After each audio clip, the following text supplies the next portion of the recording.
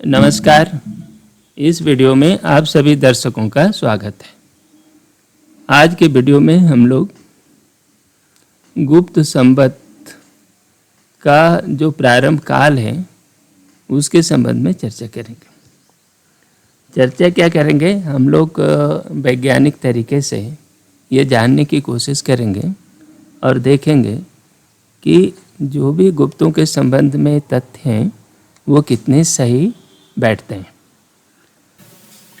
Actually गुप्त राजाओं के जो अभिलेख हैं वो बहुत ही सिस्टमेटिक हैं और जिसमें स्पष्ट रूप से उन्होंने संवत का नाम दिया हुआ है, मास दिया है, तिथि दिया हुआ है, बहुत कुछ दिया है साथ में। कई अभिलेख तो बहुत हैं, लेकिन बहुत सारे अभिलेख हैं जो कि वेरीफाई नहीं किए जा सकते। जैसे मान लो आप ये कहता है उसमें कि अमुक संवत में, अमुक तिथि में, अमुक मास में हुआ कोई घटना घटित हुई, तो एक्चुअली वो घटना है उस तरह की व्याख्या किसी भी साल में होती है। जैसे बैसाख तिथि है, बैसाख महीना तो हर संवत में आता है। वो अमावस्या और कृष्ण पक्ष की तिथि भी हर महीने में आती है। तो इसलिए इस तरह की चीज़ों को वेरीफाई नहीं कर सकते। लेकिन यदि उन्होंने ये लिखा हो कि इस तिथि को सूर्य ग्रहण हुआ, तो फिर उस तिथि को हम वेरीफाई कर सकते हैं। इस तरह के जो अभिलेख हैं वो वेरीफाइबल हैं और आप नासा का जो स्टेलेरियम सॉफ्टवेयर है उसकी मदद से आप वेरीफाई कर सकते हैं। तो इस वीडियो में हमने गुप्तों के ऐसे अभिलेख लिए हैं, छांटे हैं, जिसमें से स्पष्ट रूप से गुप्तों का गौप्ताब्दे लिखा हुआ है और उसमें सूर्य ग्रहण का उल्लेख है।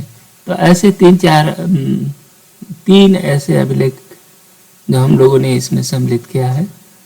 दूसरी बात यह है कि गुप्तों के कुछ में गुप्त संवत के मामले में हमें मूल अभिलेख को पढ़ने की जरूरत पड़ती है।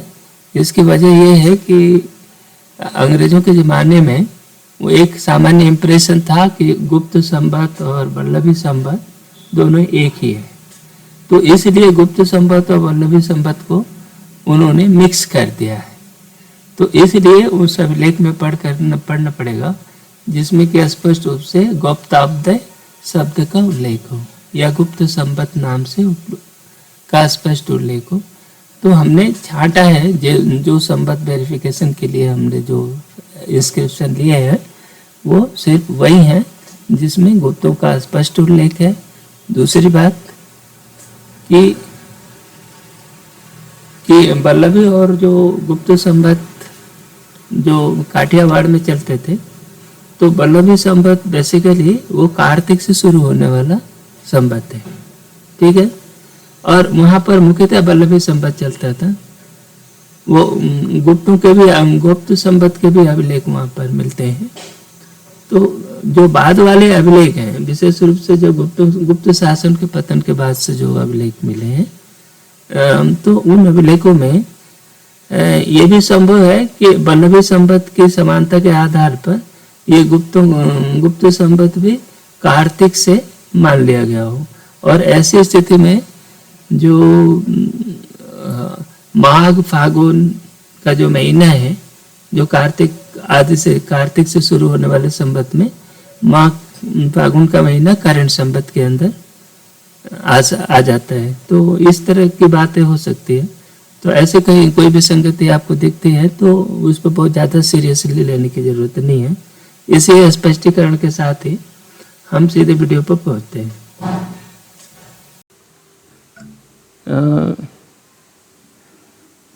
गुप्त संवत का निर्धारण ब्रिटिश काल में किया गया और निर्धारण का सबसे बड़ा आधार है अल-बिरूनी।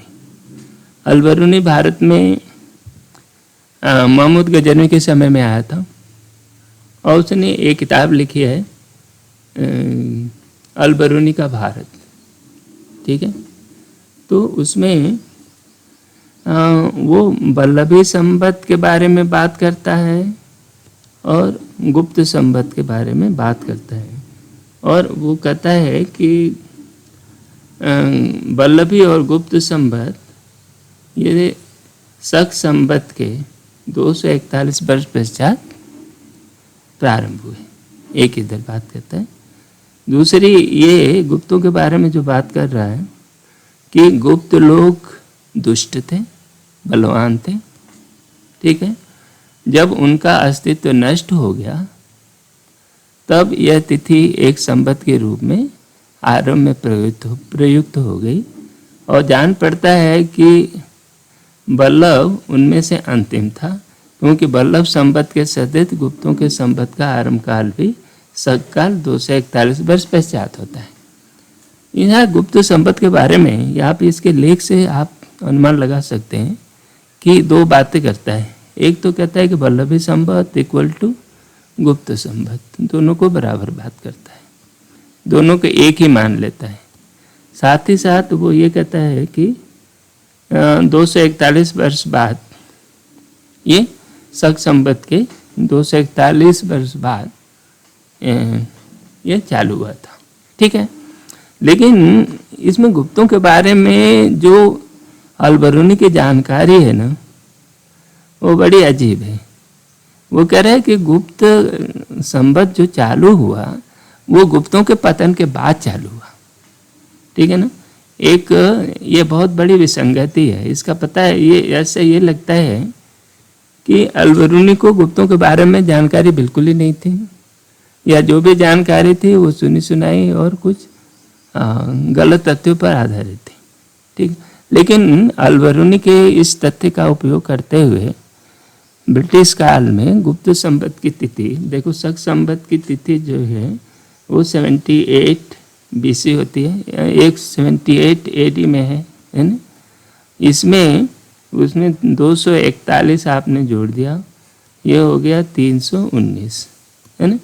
इस तथ्य का उपयोग करते हुए अंग्रेजों ने गुप्त काल का ओरिजिन जो है 319 से लेकर के 319 20, है ना, कामन इरा 319 20 गुप्त संपत्ति का पहला वर्ष इन्होंने निर्धारित कर दिया। तो उन्होंने कहा कि गुप्त संपत्ति जो है 319 CE कामन इरा में चालू हुआ, ठीक है। इसका आधार पर उन्होंने कर दिया। अब इस तथ्य के आधार पर जो उन्होंने निर्धारण किया, हिंदुस्तान के जितनी भी जानकारी है, ऐतिहासिक जानकारी, सब गड़बड़ हो गई। गड़बड़ क्या, पहले देखो कि ये 57 BC में विक्रमादित्य ने विक्रम संवत चलाया था, ठीक है।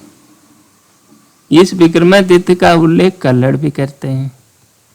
कल्हड़ की बड़ी तारीफ होती है इतिहास में, आप किताब पढ़े होगे तो आपने देखा होगा कि कल्हड़ की इतनी तारीफ और इसके कसीदे पढ़े जाते हैं कि कल्हड़ जैसा इतिहासकार हिंदुस्तान में कभी हुआ नहीं।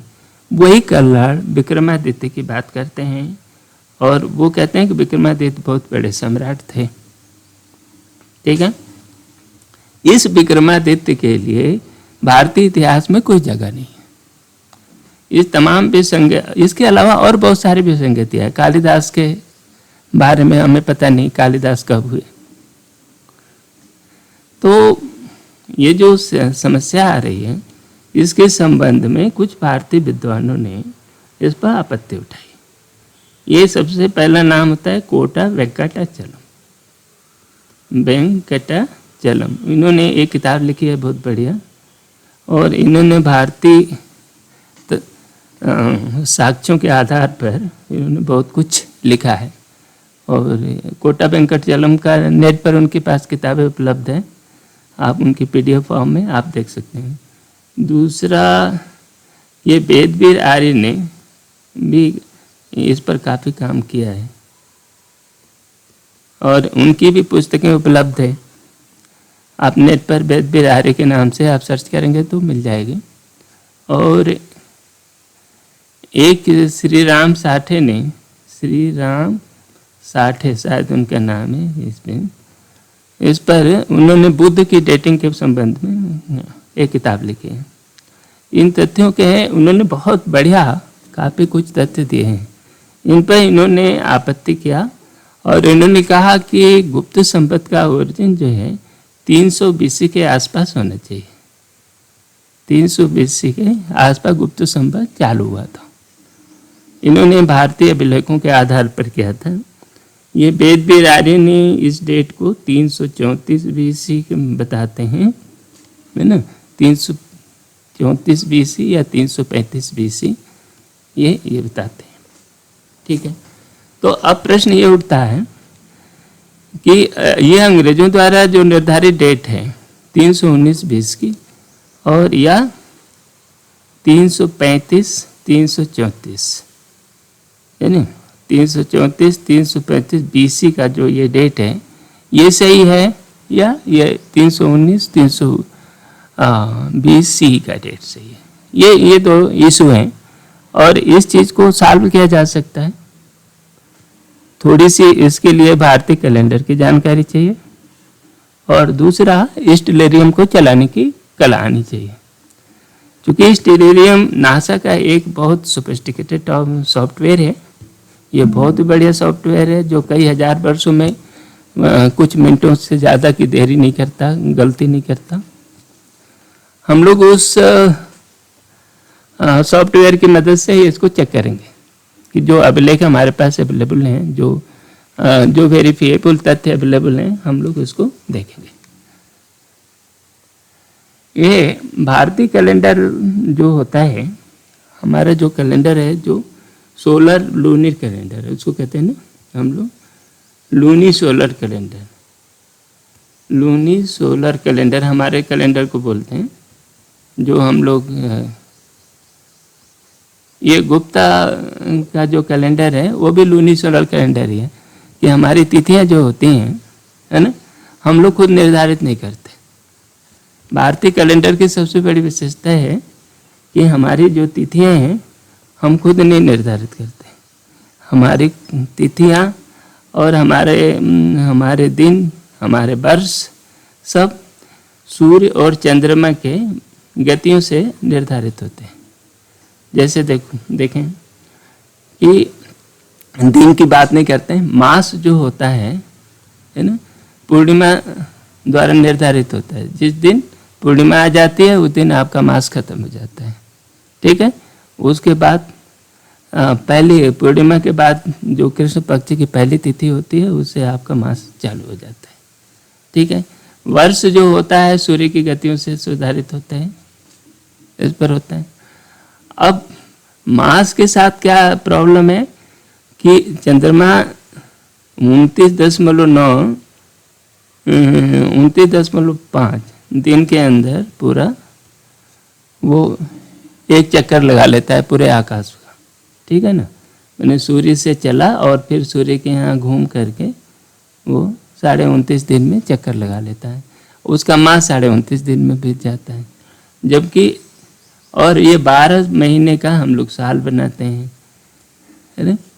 लेकिन साल में जो होता है 365 दिन होते हैं, 365.25 दिन होते हैं। ठीक है, तो चंद्रमा जब 12 माह की बात है, 12 साल नहीं 12 माह है, 12 मास बाद वो 11.5 दिन करीब 11.5 दिन या 11.25 दिन जो होता है वो पिछड़ जाता है।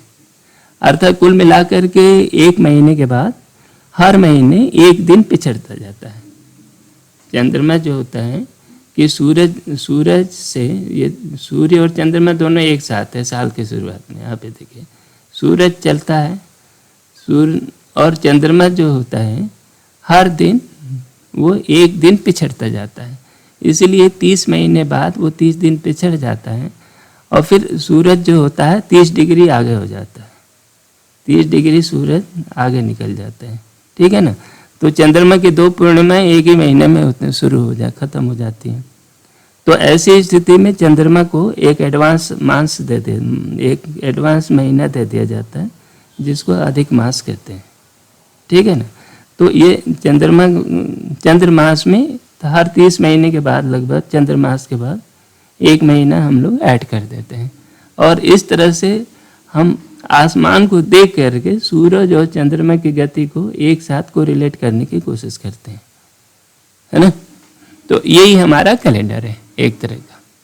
फिर आसमान में एक चीज़ और देखते हैं कि जब आप आसमान देखते हैं ब्रह्मांड में, तो ये देखिए, ये ग्राफ है, ये आसमान का सेंटर इस जगह पे है, आप यहाँ बैठे हैं पृथ्वी के ऊपर, ठीक है। और ये जो आसमान आप देखेंगे तो एक खोखला गोला दिखाई देता है, ठीक है। ये गोले का जो मध्य प्लेन है, गोले को यदि बीचों बीच से काटेंगे तो ये एक इक्वेटोरियल प्लेन बनता है, ये एक प्लेन बना, इसको हम कहते हैं सेलेस्टियल स्फीयर। क्या कहते हैं? Celestial sphere. स्फीयर या सेलेस्टियल प्लेन आपका हम कह लें, ये एक प्लेन है। ये जो आपको दिखाई देता है, ये जो प्लेन है ना, ये जो सेलेस्टियल स्फीयर, हमें आसमान को देखेंगे तो हमको यही प्लेन दिखाई देता है। लेकिन जो सूर्य, चंद्र, तारे, जो ग्रह मूव करते हैं, सूर्य मूव करता है, उसका एक अलग ही रास्ता होता है और आसमान में एक अलग वृत्त है।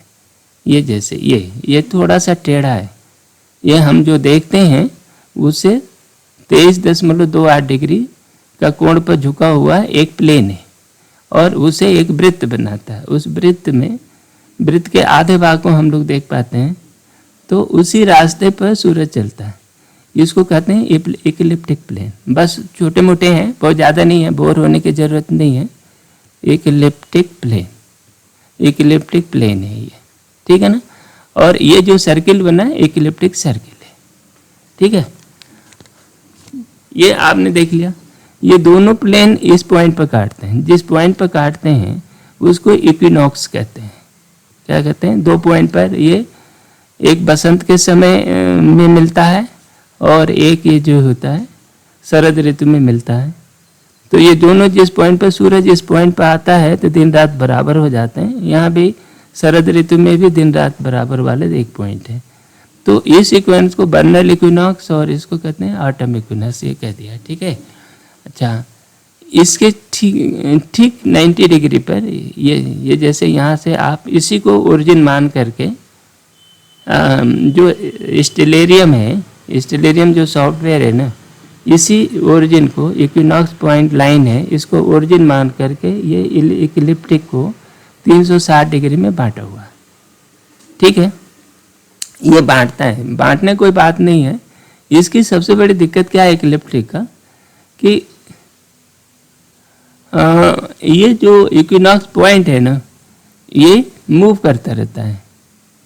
इक्विनॉक्स पॉइंट जो है पीछे की ओर मूव करता है। सूरज ऐसे मूव करता है, ऐसे गया फिर ऐसे आया।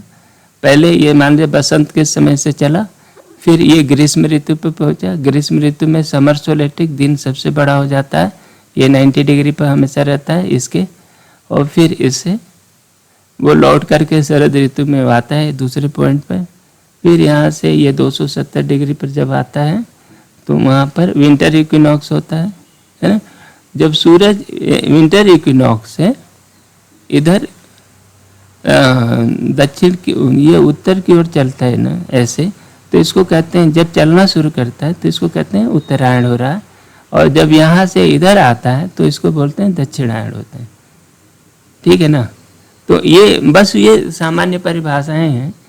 तो इक्लिप्टिक प्लेन आप समझ गए, इधर ये पहले ये हमारी धरती के साथ एक मोशन और जुड़ा हुआ है। ये जो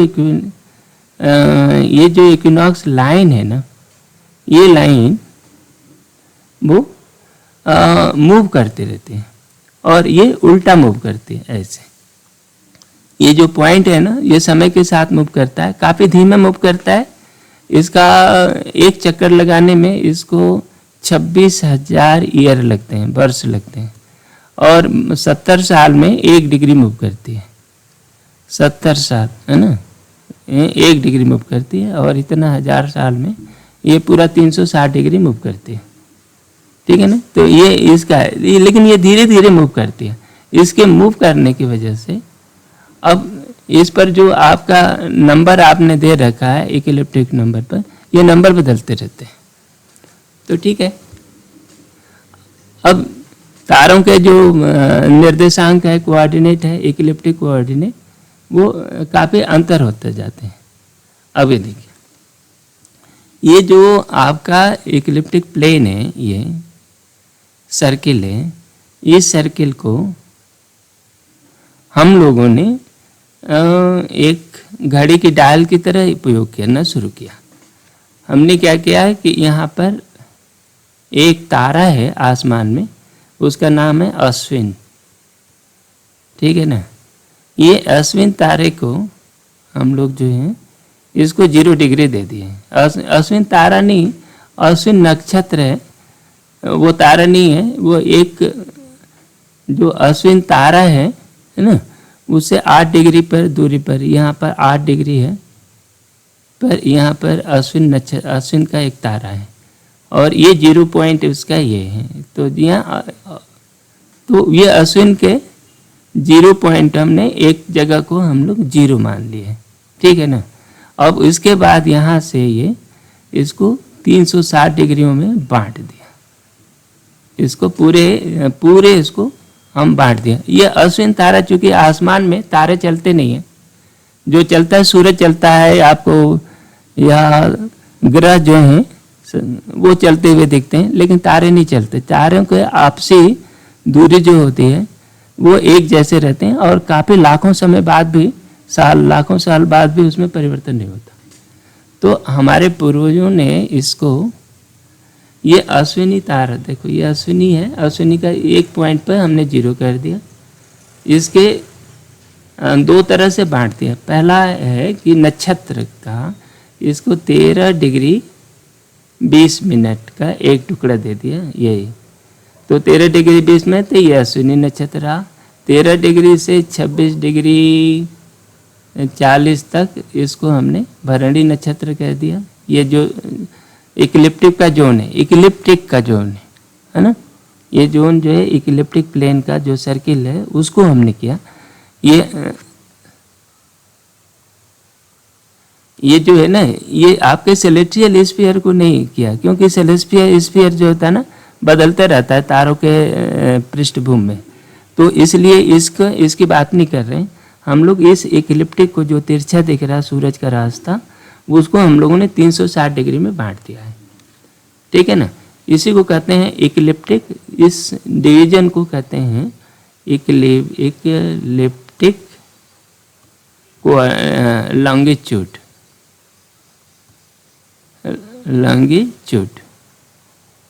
ठीक है ना।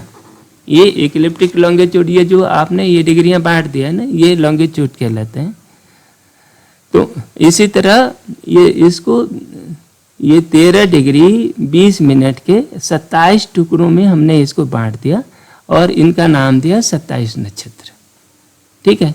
और इसी तरह से एक दूसरे तरह से बांटा कि ये 0 पॉइंट से शुरू किया, 30 डिग्री तक आपने कहा ये मेष राशि है, 30 डिग्री से 60 डिग्री पर 30 डिग्री के टुकड़े कर दिए, तो ये क्या हो गई, ये वृष राशि कह दिया, है ना। उसके बाद मिथुन है, 30, इस तरह से ये राशियों का 12 टुकड़े में हमने बांट दिया। इसका फायदा क्या है कि सूरज यहाँ से चला, और 1 महीने बाद सूरज 1 महीने बाद अब यहाँ पहुँच गया, 30 डिग्री चल दिया, फिर अगले महीने के बाद यहाँ चला आया अगले में, तो ये पूरे चक्कर 12 महीने में कर लेता है। और इस डिवीजन से हमें सौर महीनों के जानकारी मिलती है, और इससे पता लगता है कि चाँद पिछड़ गया है, कितना पिछड़ गया है, कितना आगे निकल गया है। जब सूरज से चाँद निकल जाता, पिछड़ जाता है, तो उसको 1 महीने आगे बढ़ाने के लिए 1 महीना अधिक मास की व्यवस्था कर देते हैं, ताकि वो सूरज और चाँद की गति के बीच में हमेशा तालमेल बना रहे, ठीक है। ये अच्छा, ये 0 पॉइंट जो है हम कहाँ फिक्स करें, ये तारों के पृष्ठभूमि में ही, तारे में ही फिक्स कर दिया है। ये 0 पॉइंट जो है हमने जो फिक्स किया है, ये अश्विन नक्षत्र का तारा, ये देखिए ये अश्विन नक्षत्र है, ये जो पिक्चर लिया है स्टेलेरियम से, ये अश्विन नक्षत्र है, और इसका नाम अंग्रेजी में हमाल कहते हैं, हमल, है ना। और हमारे इस तारे को, ये तारा बहुत ही अच्छा है, ये तारा देखिए, और इसके बगल में एक छोटा तारा है और एक छोटा तारा यहाँ पर, ये नीचे है, ठीक है ना। इस तरह की डिजाइन बनती है।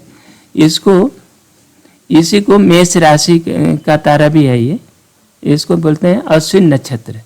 इसका नाम क्या है? अश्विन नक्षत्र, है ना। ये पूरा जोन है 13 डिग्री का होगा ये, है ना। 13 डिग्री का ये जो जोन दे दिया है वो अश्विन नक्षत्र कह दिया। और उसका जो सबसे चमकीला तारा है हमल, उसको अश्विन नक्षत्र भी, इस तारे का नाम भी अश्विन नक्षत्र है। अच्छा, इसका कोऑर्डिनेट दिया हुआ है नाप करके 8 डिग्री, है ना। इसका कोऑर्डिनेट जो है स्टैंडर्ड कोऑर्डिनेट, हमने जब 0 फिक्स किया तो इसको 8 डिग्री किया। सारे ये पूरे जितने भी हमारे एस्ट्रोलॉजी के ग्रंथ हैं, सभी ने इस अश्विन नक्षत्र का कोऑर्डिनेट 8 डिग्री दिया है, ठीक है ना। और इससे अश्विन नक्षत्र से 8 डिग्री पीछे यहाँ पर 0 डिग्री शुरू होता है। तो ये अश्विन नक्षत्र की सीमा यहाँ शुरू हुई और ख़त्म कहाँ होगी? ये देखो 13 डिग्री 20 मिनट पर यहाँ पर ख़त्म होगी। इसके बाद ये भरणी नक्षत्र शुरू हो जाता है, भरणी की सीमा शुरू हो गई। और इसी के बाद अश्विन नक्षत्र के बगल में ये देखिए, ये कचपचिया तारे हैं, ये कचपचिया तारे ये बगल में, इसीलिए ये आराम से ये पहचान में आ जाता है। तो ये डिजाइन है और ये इसी को यहीं पर हमारी जो नक्षत्र सीमा है कि 0 डिग्री इसी से गुजरती है। और बहुत पहले से ये नक्षत्रों को फिक्स डायल है ना। और इसी के संदर्भ में ये पूरी बात की जाती है। अब रही बात एक और, ये जो अश्विन नक्षत्र का लॉन्गिट्यूड है, हमने तो अपने हिसाब से 8 डिग्री फिक्स कर दिया, लेकिन अब स्टेलेरियम ने जो सॉफ्टवेयर नापता है वो इक्विनॉक्स पॉइंट से नापता है 0। उसका 0 डिग्री कहाँ होता है? इक्विनॉक्स पॉइंट है। और इक्विनॉक्स पॉइंट आज की स्थिति में ये यहाँ से 30 डिग्री पीछे चला गया है, ये 30 डिग्री यहाँ पे है, ठीक है ना। तो इसलिए जो अश्विन नक्षत्र का आज का देखिए, ये क्या है, एक तारे को जैसे ही आप क्लिक करेंगे, स्टेलेरियम आपको इस तरह की जानकारी देगी। इसमें बहुत सारे जानकारी है, वो किसी काम का नहीं है। हमारे जो जानकारी है वो ये है इक्लिप्टिक, नहीं ये वाला इक्लिप्टिक लॉन्गिट्यूड, ये longitude, ecliptic longitude and latitude at the point, ये इक्लिप्टिक, ये जो होता है ना, इसका लॉन्गिट्यूड जो 38 डिग्री है, ठीक है ना। ये 38 डिग्री देखिए, पहले हमने जब 0 फिक्स किया था इसको, तो इसका 8 डिग्री था। अब ये इक्विनॉक्स खिसक गया है, पीछे चला गया है, अब 38 डिग्री हो गया। तो 38 में से 8 निकल गया, तो ये 30 डिग्री पीछे चला गया। उसी को कहते हैं अयनांश, इसी चीज़ को अयनांश कहते हैं, ये शब्द उपयोग होता है, ठीक है ना। तो तारों के संबंध में आपको ये कोऑर्डिनेट आपको लगेगा इक्लिप्टिक ऑन द डेट। देखिए इक्लिप्टिक कोऑर्डिनेट 2 पे है, जैसा कि हम लोगों ने परमानेंटली हमल के पास से 8 डिग्री दूरी पर हमने 0 फिक्स कर दिया था, ठीक है ना।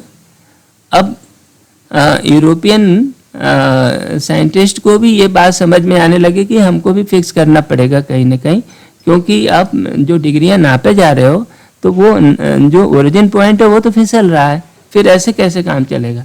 तो इन्होंने J2000 ये बताया, ecliptic longitude at the J2000।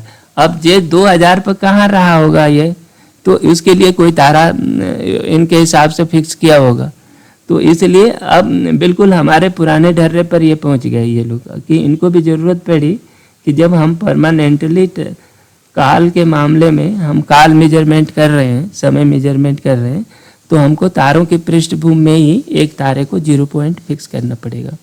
तो बस वही हमारे नक्षत्र सीमा हमने हमल बनाया था, उसी हिसाब से किया। अब ये अयनांश जो हो गया ना 30 डिग्री पीछे, अब ये स्टेलेरियम के नापने का ही एक तरीका है। जहाँ पर अयन बिंदु होता है उससे क्लॉकवाइज दिशा में, है ना, ये ताराओं की पोजीशन को नापता रहता है। तो अयन आगे पीछे भागता रहता है और ये ताराओं का जो लॉन्गिट्यूड है वो बढ़ता रहता है। तो लेकिन स्थिर तारा का हमल का जैसे है, हमल के लॉन्गिट्यूड को आज देख करके बता सकते हैं कि इक्विनॉक्स कितने पीछे चला गया है। तो ये है, तो ये हमने ये देखा कि नक्षत्र किससे बैठते हैं, और नक्षत्रों की आप डिग्री देखिए। ये हमारे जो नक्षत्र हैं, ये 27 नक्षत्रों के कौन नक्षत्र कितने कितने डिग्री पे है। तो ये अश्विनी नक्षत्र 0 से ये 13 ये है, भरणी इतना। इस टेबल की हमें ज़रूरत पड़ेगी हमेशा जब हमें ये पता करना हो कि ये कौन सा महीना चल रहा है।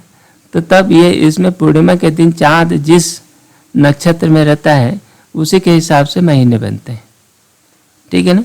तो हमें हमेशा ये देखना पड़ेगा कि चाँद का कोऑर्डिनेट कहाँ है, किस नक्षत्र में पड़ रहा है, और तो ये महीना कैसे बनता है। तो ये नक्षत्र जो है ये डिसाइड करते हैं कि आपका महीना क्या है। ये देखो, ये सूर्य सिद्धांत ने में महीना कैसे बनते हैं उसके बारे में कहा कि पूर्णिमा के अंत में चंद्रमा जिस नक्षत्र में होता है उसी के नाम पर मासों के नाम पड़े हैं, ठीक। कार्तिक आदि मासों का संयोग कृतिका आदि नक्षत्रों से 2-2 के साथ होता है, और अंतिम मास और उसके ठीक पहले का तथा 5वां मास 3-3 नक्षत्रों के होते हैं।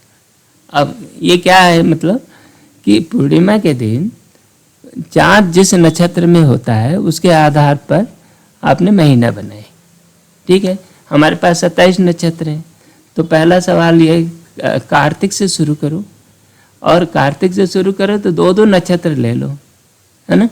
लेकिन इसमें पाँचवा महीना, 11वां महीना और 12वां महीना जो आएगा, ये पहला महीना हो गया, ये नंबर दिए हुए हैं। 5वां, 11वां और 12वां वो 3-3 नक्षत्र के होंगे, और बाकी महीने 2-2 नक्षत्र के होंगे। जैसे पूर्णिमा के दिन चाँद ये कृतिका नक्षत्र में, कृतिका और रोहिणी में रहेगा, है ना, तो कार्तिक का महीना होगा। यदि मृगशिरा और आद्रा में रहेगा तो मृगशिर महीना बनेगा। मार्गशीर्ष जिसको अगहन कहते हैं। फिर अगला पौष है, वो भी दो नक्षत्रों का है ना। इनमें इन दोनों में से कहीं भी चाँद रहेगा ना पूर्णिमा के दिन तो उसको पौष कहेंगे। माघ में मघा और अश्लेषा रहेगा, है ना। फाल्गुन महीना जो 5वां है ये 3 नक्षत्रों से बनता है, उत्तरा पूर्वा फाल्गुनी, उत्तरा फाल्गुनी और हस्त से बनता है। तो इसमें चंद्रमा कहीं ना कहीं यहीं रहता है। और चैत महीना स्वाति और चैत से होता है, चित्रा से होता है। उसी तरह विशाखा अनुराधा बैसाख से होता है, बैसाख महीने का प्रतिनिधित्व करते हैं। ज्येष्ठा के लिए मूला और ज्येष्ठा 2 नक्षत्र में चाँद होना चाहिए। आषाढ़ में 3 होगा, आषाढ़ में उत्तराषाढ़ा पूर्वाषाढ़ा 2 नक्षत्रों का है। धनिष्ठा, श्रवण, धनिष्ठा और शतभिषा। इस टेबल की आपको ज़रूरत पड़ेगी जब भी आप इसका उपयोग करेंगे तो। और उसी तरह भादो का महीना जो होता है 3 नक्षत्रों से बनता है, पूर्वा भाद्रपद, उत्तरा भाद्रपद और रेवती। और फिर अश्विनी भरणी, ये अश्विन महीना है, ठीक है ना। तो ये 12वां नहीं है, तब फिर ये 10वां हो गया ना, कार्तिक से शुरू कर 10वां और 11वां है ना। ये 3-3 नक्षत्र के हैं। ये जैसा ये टेबल बनी है इसी पर वो पूरे मास की गणना होती है। तो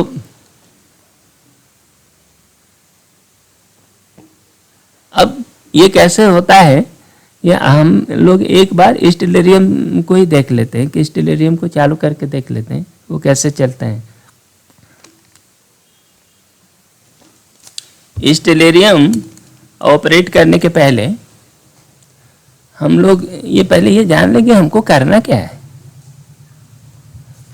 गुप्त राजा जो हैं बहुत ही सिस्टमेटिक लोग हैं, और उन्होंने अपने अभिलेखों में, अपने ताम्रपत्रों में, दान पत्रों में उन्होंने कुछ बड़े इम्पोर्टेंट चीज़ें दी हुई हैं। जैसे इसमें एक दान पत्र है गुप्त संवत 322 का यही है ना। इसको कहते हैं नागार्धन प्लेट ऑफ स्वामी राजा, इस नाम से एपिग्राफिया इंडिका, जो कि ये 11th वॉल्यूम 11th है। एपिग्राफिका इंडिका वॉल्यूम 11 के पेज इतना पर ये अभिलेख है।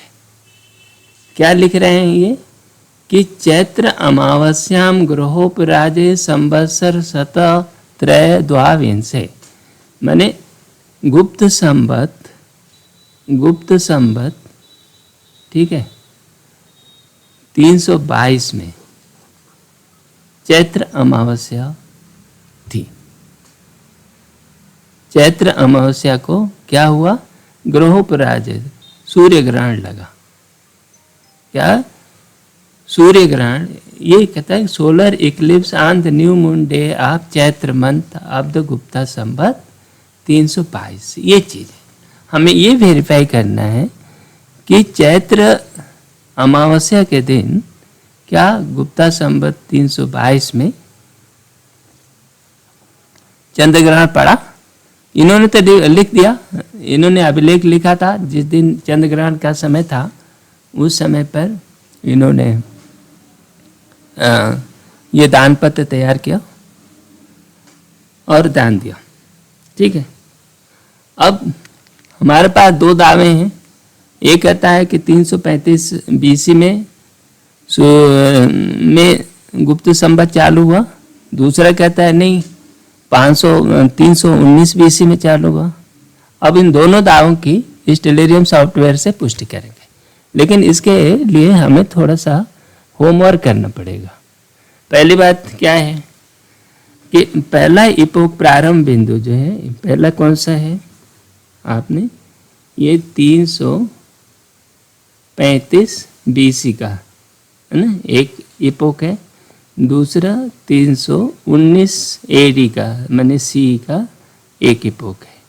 ये अंग्रेज ये इतिहास में आजकल इसका उपयोग करते हैं, और ये जो प्रपोज्ड है कुछ लोगों के द्वारा, ये अब इस दोनों की सत्यता का परीक्षण करेंगे। लेकिन इनका जो 322 है डेट है ना संवत, ये सी में कहाँ पड़ता है। यदि आप इनका ये इपोक लेंगे, ठीक है ना, प्रारंभ बिंदु 319 लेंगे तो कहीं दूसरी जगह सी में पड़ेगा, कहीं इतना में ये।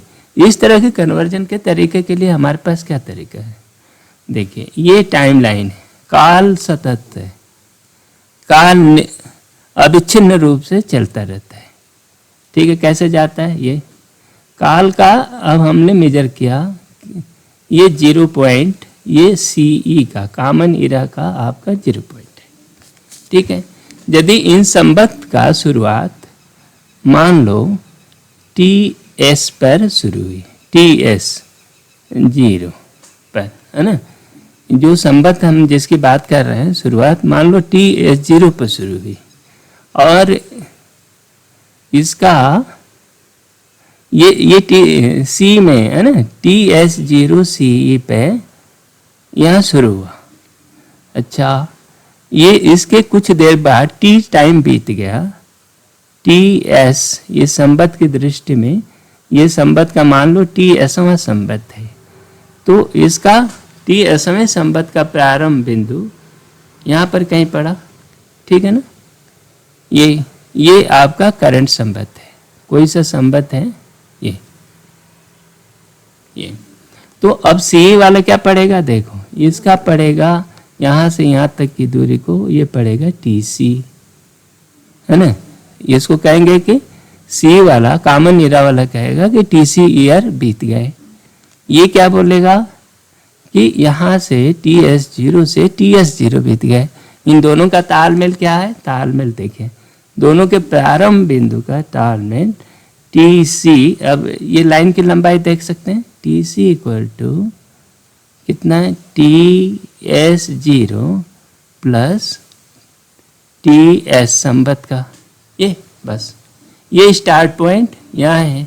संवत 1 साल बाद अंत होता है तो ये एंड पॉइंट हो गया है ना। तो 1 साल बाद करेंगे तो ये इंड पॉइंट जो होगा ये क्या हो जाएगा, TS0 प्लस 1, 1 साल और बढ़ जाएगा, प्लस TS बढ़ जाएगा, है ना। तो इन दोनों के आधार पर आप ये कह सकते हैं कि किसी भी संपत्ति को कन्वर्ट करने के लिए TC मन कॉमन इरा में कन्वर्ट करने के लिए तो आपको लगेगा TS संपत्ति कौन सा है ये लीजिए, प्लस इसमें ये जोड़ दीजिए, शुरुआत बिंदु के लिए TS लीजिए, TS0 देखिए और TS0 प्लस 1 जोड़ दीजिए। ये गणित थोड़ी सी लग रही है, ये कठिन जैसा लगेगा लेकिन है नहीं। एक बार ये आपने समझ गए तो किसी भी संपत्ति को आप कन्वर्ट कर देंगे। जैसे ये जैसे अब शक संपत्ति की बात करें, शक संपत्ति देखिए, शक संपत्ति 78 AD में शुरू हुआ था, है ना, 78 AD में शुरू हुआ था। तो अब ये TC में आप इसको बनाने के लिए CE में कन्वर्ट करेंगे, CE शक संपत्ति के लिए। ये क्या हुआ, C ये शक संपत्ति की जो वैल्यू है वो ले लीजिए, प्लस इसमें शुरुआत के लिए आपको 78 जोड़ना पड़ेगा और अंत के लिए इसमें 79 जोड़ना पड़ेगा। माने शक प्लस इतना में ये जोड़ते हैं। जैसे आज हमारा 1947 शक संपत्ति है, ठीक है ना। तो हमारे शक संपत्ति की ड्यूरेशन क्या होगा, इसमें 78 जोड़िए तो 8 7 20 25 हो गया और अंत इसमें कब होगा, 20 26 में होगा, ठीक है ना। या आप कैलेंडर उठाकर आज देख सकते हैं कि ये शक संपत्ति 1947 का ड्यूरेशन चैत 20 25 से चैत 20 26 तक है, ठीक है ना। इसी तरह से ये किसी भी संपत्ति को हम कन्वर्ट करते हैं। तो अब देखो इसका स्टार्ट बिंदु जो है इतना BC का, इसका BC का स्टार्ट बिंदु कहीं इधर पीछे पड़ेगा, है ना। अच्छा, इस टाइमलाइन में स्टेलेरियम एक टाइमलाइन यूज करता है जिसमें 1 BC नाम की कोई चीज मैंने वो 0 BC भी यूज करता है। यहाँ से 0 BC, 1 BC, 2 BC, 3 BC, है ना। तो वो 1 BC से नहीं शुरू करता बल्कि 0 BC से शुरू करता है और वह ज़्यादा वैज्ञानिक है। तो वो उसी के टर्म में हम कन्वर्शन फैक्टर बता रहे हैं। तो अब देखिए ये जब आप इस BC का उपयोग करेंगे तो इसका फॉर्मूला देखो, CE इक्वल टू -335 और -334, है ना, प्लस गुप्ता संपत्ति की जो तारीख है वो लगाकर जोड़ेंगे, ये फॉर्मूला बनेगा। और जो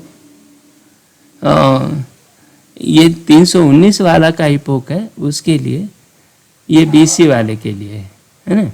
और जब ये CE मैंने कॉमन इरा में इसको कन्वर्ट करेंगे तो किसके वाले में, ये 319 के लिए AD वाले का है ना। तो इसको करेंगे तो ये 319 320 है ना, ये प्लस गुप्ता संपत्ति, जो भी गुप्ता संपत्ति होगा उसको इतने जोड़ लेते हैं। तो कुल मिला करके हम ये बस इतना ही कहना चाहते हैं कि जो इसका कन्वर्जन फार्मूला है वो सिर्फ इतना ही है। अच्छा, स्टेलेरियम जो होता है वो जैसे आपने कहा 3102 BC है ना।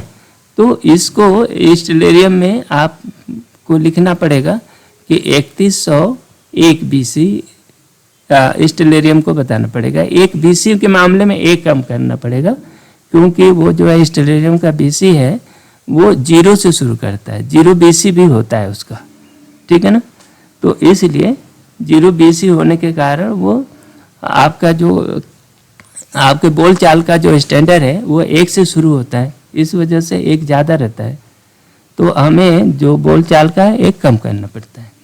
तो अभी ये जो कन्वर्जन फार्मूला बताया है ये हमने, ये कन्वर्जन फार्मूला ये स्टेलेरियम के लिए है ना। किसी भी संपत्ति को स्टेलेरियम के लिए उसको बताना है तो आपको इस तरह से आपको कन्वर्ट करना पड़ेगा। ठीक है, तो ये बेसिकली ये कन्वर्जन है। तो अब पहला जो पीछे वाला अभिलेख हम लोगों ने पढ़ा था, इसका फार्मूला बताया, ये उसी चीज़ को हमने फिर से बता दिया यहाँ पर कि यदि स्टार्ट डेट गुप्ता संवत 320 की 35 BC की बात करें, माइनस का मतलब ये BC है, जो भी नंबर माइनस में होंगे वो BC में होंगे, जो पॉजिटिव में है वो निगेटिव में होंगे। ये कंप्यूटर से गणना करने के लिए ये बहुत आसान तरीका है और ये बड़ा वो स्मूथ रहता है और सारे संवत को कन्वर्ट कर लेता है। तो ये देखिए, स्टार्ट डेट किसी संवत का निकालना है तो GS माइनस ये इतना करेंगे। इसमें स्टार्ट डेट में जो पहला वाला रहता है, जैसे फाइनेंशियल ईयर होता है ना, जैसे आप 1920 मान लो, ये एक फाइनेंशियल ईयर बताया 2019-20, ठीक है ना। तो 19 वाले महीने में आपका 9 महीने रहते हैं ना, मार्च अप्रैल मई, जो मार्च के बाद से अप्रैल मई, अप्रैल से दिसंबर तक रहता है, दिसंबर तक। तो ये पहला वाला 9 महीने का रिप्रेजेंट करता है, ये लास्ट के 3 महीने इसमें रहते हैं। उसी तरह ये जो संवत होता है चैत से लेकर दिसंबर तक, है ना, ये वाला फिगर जो है ये बताता है चैत से दिसंबर तक का।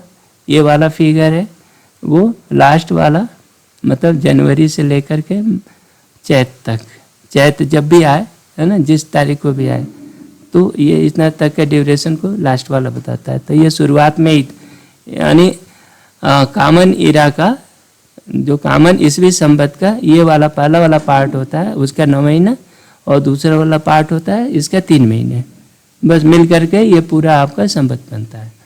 तो ये फार्मूले हैं जो आपने फार्मूला पीछे बताया था, वही फार्मूला है। और 19-20 के लिए जो एपोक है उसके लिए ये कन्वर्सन फार्मूला ये है, ठीक है ना।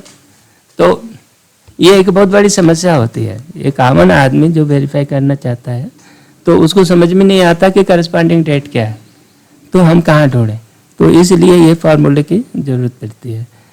तो अब आगे ये इस चीज़ पर बात करनी है, और यहाँ पर आता है रोल स्टेलेरियम का, ठीक है ना।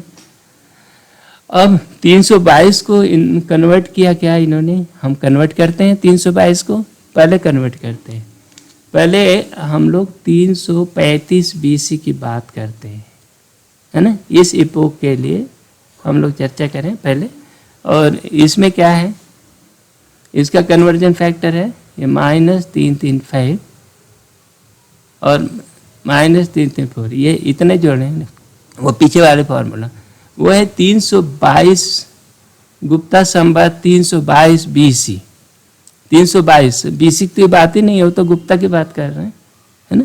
गुप्त संवत 322 इन्होंने लिख दिया अपने जीरो से, वो तो उनको पता भी नहीं था कि कॉमन इरा जैसे कोई चीज़ होती होगी, ये तो बाद में हम लोगों ने डेवलप किया। तो ये 322 गुप्ता को करस्पॉन्डिंग ये हुई 33 BC से 12 BC। अब इसमें देखिए -33 से -12 टाइम लाइन में आप जाइएगा, आप यहाँ पर 0 दिखेंगे, यहाँ पर -12 आएगा, ये क्या होगा -13 आएगा। इस चीज़ को समझने के लिए बस ये समझ लो कि ये जो है पहले वाला डेट है, ये बाद वाला डेट है, ठीक है।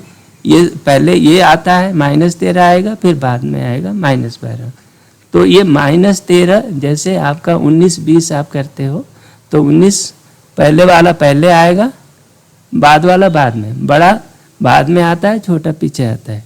तो ये देखिए ये जो है -12 बड़ा है ना, और -13 छोटा है, तो छोटा पहले आएगा क्योंकि पहले घटित हो गया घटना, और ये तो -13 BC, ठीक है ना। यहाँ पर इसका मतलब ये हुआ 335 BC का मतलब ये ड्यूरेशन है। अब ये कह रहे हैं कि चैत्र अमावस्या के दिन इसके अंदर इस ड्यूरेशन में एक चंद्र ग्रहण पड़ा था। अब चंद्र ग्रहण हम कहाँ ढूंढेंगे, चंद्र ग्रहण के लिए नासा ने एक कैटलॉग जारी किया है, सोलर इक्लिप्स कैटलॉग, नहीं चंद्र नहीं, सोलर इक्लिप्स पूछा था कि सूर्य ग्रहण हुआ था, चंद्र ग्रहण नहीं।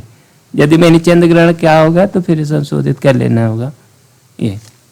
तो ये जो कैटलॉग दिया है ये 100 सालों के दिए हैं, बहुत सारे, आप नेट पर अवेलेबल है। जैसे ही आप इस ड्यूरेशन के साथ सर्च करेंगे आपको कैटलॉग आ जाएगा। तो इसमें ये क्या क्या दिया है कि ये कौन सा कैलेंडर डेट है ना, इस तारीख को सूर्य ग्रहण हुआ था, कहाँ हुआ था, ये लेटीट्यूड और लॉन्गिट्यूड। इंडिया का ड्यूरेशन क्या है, इंडिया का शायद 68 ईस्ट से लेकर के, और हम लोग 100 के आसपास पहुंचते हैं उधर नॉर्थ ईस्ट में, 100 ईस्ट है ना। ये इसके बीच में आपका लॉन्गिट्यूड है, ठीक है ना। और बीच में क्या है, आपका कर्क रेखा है 23 डिग्री, 23 डिग्री का लेटीट्यूड है, बीच बीच से गुजरती है, तो इसी के आसपास दाएं बाएं कहीं रहेगा। तो बस ये कहानी है इंडिया की, आपको इसमें ढूंढना है ना। तो आप ये देख रहे हैं कि ये 13 में आप ढूंढिए, 13 सितंबर, ये आपके इतने सारे हुए 13 में, 12-13 है ना, कौन सा अपना नंबर आया था, ये 12-13 है, 13-12 है, 13 में ढूंढना है और 12 में ढूंढना है, ठीक है ना।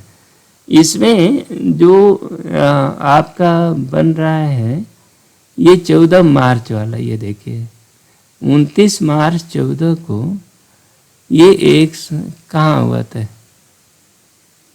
ये भी देखेंगे कहाँ कौन सा आ रहा है। हाँ, ये देखिए ये 18 मार्च 13,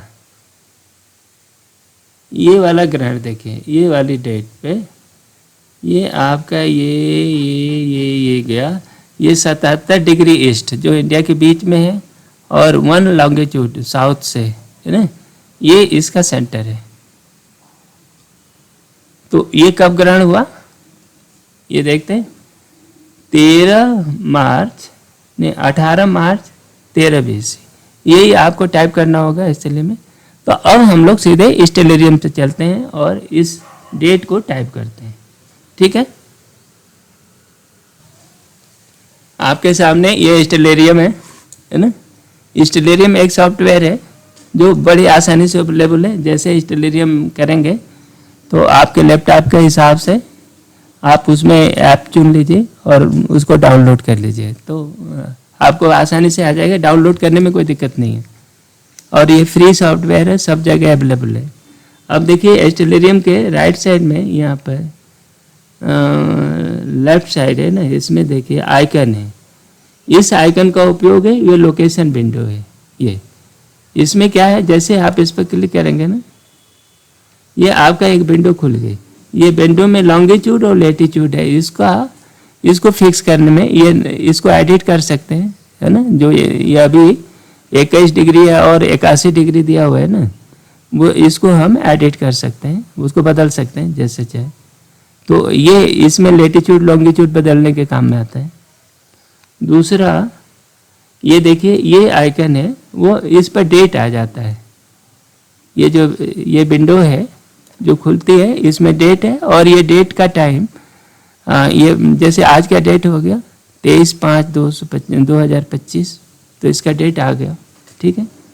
अब ये डेट भी आप बदल सकते हैं, है ना। अभी हम लोग बदलेंगे। ये डेट वाली विंडो है। आगे देखिए ये एक सर्च विंडो है, ये सर्च विंडो जिसमें सर्च आप करेंगे। इसमें ये क्या करेंगे, देखिए ये सर्च विंडो क्या करेगी, ऐसा आ गया, हम जिस तारे को ढूंढना चाहें उसमें इसका नाम लिखिए और इसको सर्च का बटन दबाइए, आप सर्च खोल देगा, ठीक है ना। तो इसकी ज़रूरत कम पड़ेगी, लेकिन पड़ेगी तो देखेंगे। अच्छा, ये बाकी अब ये चीज़ें कोई काम का नहीं है। यहाँ पर देखिए ये जो पहला आइकन है, ये इसमें कंस्टेलेशन बता देता है। ये इसको देखिए, ये स्टेलेरियम है, ये आपका आसमान है। अच्छा, ये आया, और इस पर देखिए आपकी ये ग्रिड लाइनें दिखा दिया। ये आपके आसमान कुछ इस तरह दिखा, यहाँ पर ध्रुव तारा है और यहाँ पर साउथ पोल है, इसी पर धरती घूमती है। जैसे ही आप टाइम चेंज करेंगे, टाइम क्या चेंज करिए, देखिए आप इसको चाहिए, ये आसमान देखिए घूमता है। हम आगे जैसे टाइम बढ़ा रहे हैं तो ये तारे ये इस साइड से मूव करके अब ये से पूरब में उगते हैं और पश्चिम में छिपते हैं। आप देखिए उसका मोशन ऐसा। अच्छा, इसमें आप ध्यान से देखिए कि यहाँ पे इसको हम सूरज को बुला लेते हैं। देखिए 12 बजे सूरज दिखता है ना अपना, सूरज ये दिखा। अभी तारे दिख नहीं रहे हैं, तारों को दिखने के लिए ये मौसम है ना, मौसम सूरज चमक रहा है, ये मौसम हम कर देंगे तो ये तारे भी दिखने लगेंगे, है ना। ये तारे और राशियाँ इसको फैला देते हैं थोड़ा। ये सूरज देखिए पहले, हाँ यहाँ पे इसको चाहे घंटे में चलिए, ये देखिए सूरज इधर गया, फिर ये आसमान घूम रहा है, ये हमने घंटे घंटे बदल रहे हैं तो ये इस पर है, ठीक है ना। अब इसके साथ ये बीचों बीच वाले में देखिए ये मीन राशि है, यहाँ पर ये देखिए मेष राशि के तारे हैं, यहाँ पर ये अगला मेष, ये मिथुन राशि का तारा है, यहाँ पर ये मिथुन राशि का, ये मिथुन राशि ये सामने आई, ठीक है। तो अब इसको और बढ़ाएंगे, ये तारे अब समय जाएगा पश्चिम की ओर खिसकते जाएंगे, ठीक है ना। इसी पूरे में ये इनके चित्र बने हैं। ये तारे जो आसमान में देखते हैं, ये जैसे ये कुंभ राशि है, ये मीन राशि है ना, ये वाली जो ये बना हुआ है ऐसा चित्र। तो ये आसमान के इक्लिप्टिक्स के बीचों बीच में इन राशियों के तारों का एक समूह है जिनका हमने नाम दे रखा है, और ये परमानेंट और फिक्स है। तो इन्हीं राशियों के सापेक्ष हम तारों को वो करते हैं। अब जो हमारा काम है कि ये क्या 18 मार्च को ना, ये इन्होंने बताया था। अब जो 18 मार्च वाली जो बात है इसमें देखिए -13 मैं कर देता हूँ यहाँ पर -13, ठीक। और ये मार्च है, तीसरा महीना कर दिया घटा के, और ये 18 मार्च, ये घटा कर 18 मार्च कर दिया, 18 मार्च। अब ये आप देखिए क्या है, ये सूरज के पेट में एक छोटा सा बच्चा दिख रहा, वो चाँद है। ये आपको सूर्य ग्रहण बना हुआ है, देखिए जूम करिए इसको, ये देखिए क्या पता है, आपने देख लिया कहाँ ये ग्रहण हो गया, कब। तो और पीछे भी जाकर देख सकते हैं, ये ग्रहण आगे पीछे भी होता है, थोड़ा और पीछे आने पर शायद ज़्यादा है।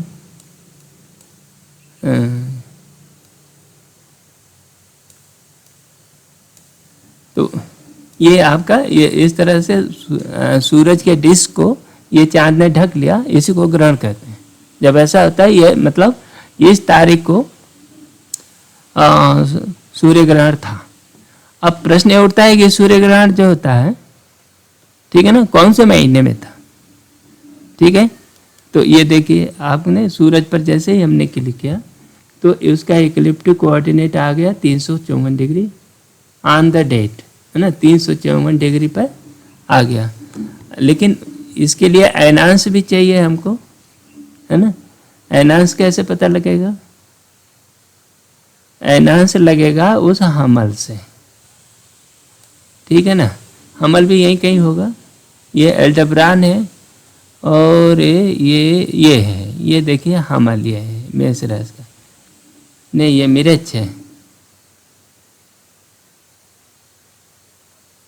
ये कचपचिया है, अच्छा ये है, ये आपका ये हिमालय है, ठीक है ना। ये बिल्कुल मेष राशि का तारा, 3 तारे जो दिख रहे हैं अश्विनी नक्षत्र का ये। अब इसका हमने देखा तो ये कितना आया कि 9 डिग्री 37 मिनट, 9 डिग्री 37 मिनट। आप ये देख रहे हैं, ये अयनांश जो है 1 डिग्री 37 मिनट, यानी 8 डिग्री इसका होना चाहिए था, 8 डिग्री से बढ़ करके ये खिसक गया है, तो ये कितना हो गया 9 डिग्री 37 मिनट पे हो गया, ठीक है ना। अब ये तो अमावस्या का दिन है, लेकिन मास तो निर्धारित होता है पूर्णिमा के दिन, पूर्णिमा कितने दिन बाद आएगी। तो अब आप इसे क्या करिए कि 15 दिन और चला दीजिए, 18 तारीख हो गई, 18 और ये मार्च है, 31 का महीना होता है, तो ये हो गई 18, कब होगा 15 दिन कब होगा इसका, 18 तो गया, चलिए इसको 30 तक गया तो 12 दिन हो गया, और 12 13 2 दिन और 2 तारीख को हम पहुंचते हैं, और ये चौथे महीने की 2 तारीख को, चौथे महीने की 2 तारीख को आप ये पहुंच जाइए। यहाँ देखिए चौथे महीने की 2 तारीख को ये सूरज कहाँ पहुँचे हैं, सूरज का कोऑर्डिनेट है यहाँ पे, सूरज ये है 9 डिग्री 32 मिनट पे, ठीक है ना, और इसके 180 डिग्री पर, तो 9 डिग्री हो गए तो 189 है ना, 189 पर चांद होगा, ठीक है ना। पूर्णिमा कब होगी, जब सूरज से 180 अंश की दूरी पर रहता है। तो अब वही काम करते हैं, चलो रात को पहुँचते हैं, आज के दिन रात को देखते हैं, ये ले गए, ये चाँद आ गया है ना, ये कब, जो ये 9 बजे रात को कर दिए, हम 12 भी कर देते हैं। ये देखिए चाँद को फैलाइए, आप देखिए ये चाँद पूरा गोल हो गया है ना। अब ये तो पूर्णिमा का चाँद है, अब इसके सेंटर पर आपने क्लिक किया तो चाँद का कोऑर्डिनेट आ गया, देखिए 189, बिल्कुल पूर्णिमा जैसे है ना। 9 डिग्री पर सूरज है, 189 पर चंद्रमा है, यह आज फुल मून डे है, ठीक है ना। अब ये चाँद का पोजीशन क्या है, 189 है, अयनांश कितना है, 189 चाँद का पोजीशन है। अब क्वेश्चन ये है कि इसका महीना क्या है। अब हम लोग थोड़ा कैलकुलेशन कर लेते हैं। ये पूर्णिमा के दिन हम लोग पता लगा लिए कि वो जो सूर्य ग्रहण हुआ था, ठीक है ना, उसके 15 दिन बाद 2 अप्रैल -13 का डेट पड़ी है। इस दिन उसके जस्ट बाद की पूर्णिमा थी, और इस पूर्णिमा के दिन चंद्रमा का लोकेशन आता है, ये आया इक्लिप्टिक ऑन डेट, ये 188, ठीक है, डिग्री, ठीक। और ये पूर्णिमा है कि नहीं ये पता लगाने के लिए सूरज का कोऑर्डिनेट भी देखना चाहिए, है ना।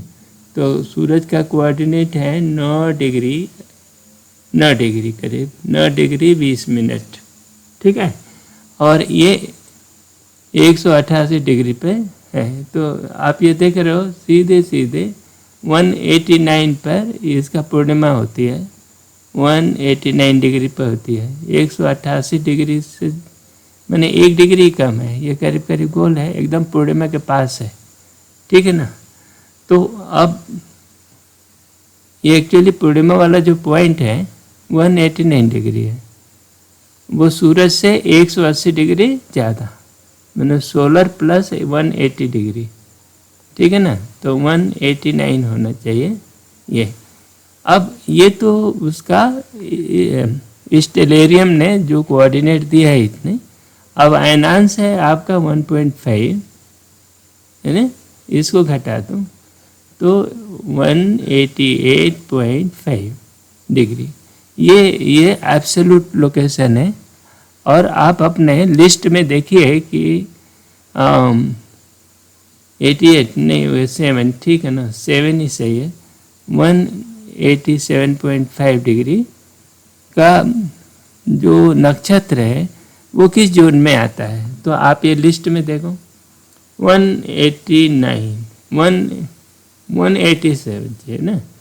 तो देखिए यहाँ तो 160 गया, यहाँ पर देखिए 189 इस जोन में पड़ा, यहाँ वो स्वाति है, ठीक है ना। क्या पड़ा, स्वाति। स्वाति का कौन सा महीना होता है, चित्रा और स्वाति चैत्र महीने होते हैं।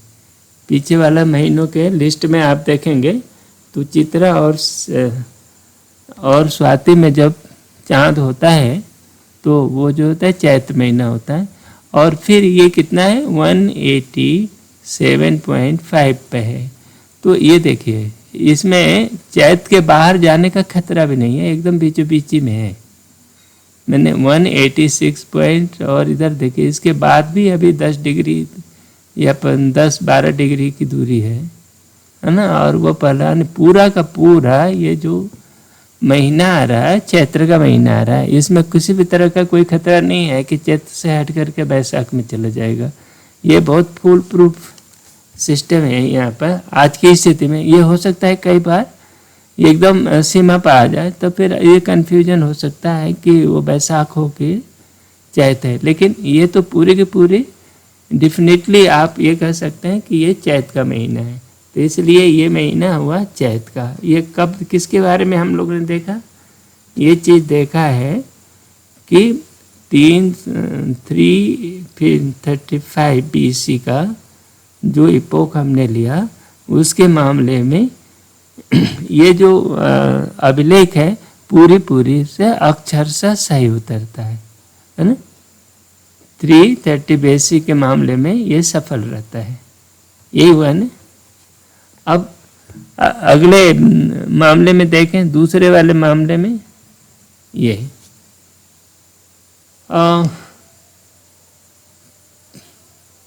319 वाले सी के मामले में ये देखें तो ये जो करंट ईयर है, कौन सा करंट ईयर था, ये 322 था ना। 322 का जो समकक्ष होता है ये बनाए तो है, ये इसका एग्जैक्ट इक्विवेलेंट जो सी इक्विवेलेंट होगा गुप्ता का 641 642, ठीक है ना। 9 महीने होगा 641 का। ये एडी का सी का मामला है, 642 ईस्वी का 3 महीने, ये है मामला। अच्छा, इसके पहले है 641 642, 1 साल पहले का ईयर है, और 642 643 100 वो बाद का ईयर है, ठीक है ना।